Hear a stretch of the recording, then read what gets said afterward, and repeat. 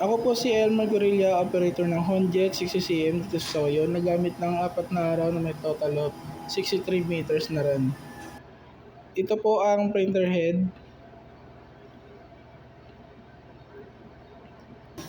Ito naman ang capping na may 90% good condition. Head clean.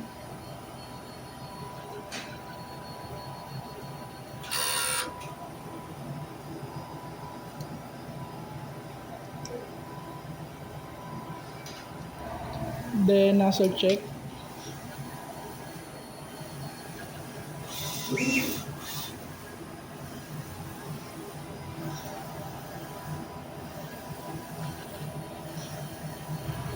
Then nozzle check. Ito po ang waste tank.